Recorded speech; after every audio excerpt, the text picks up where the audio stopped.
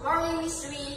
Let me tell about my favorite activity during my free time.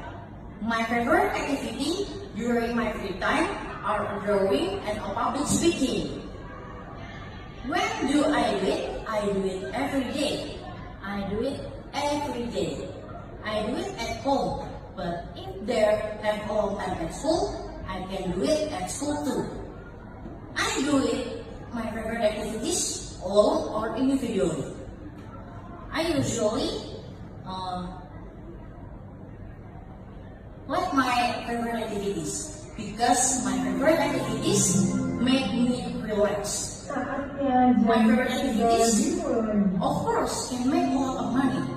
Why my favorite activities make a lot of money? Because if I continue to practice and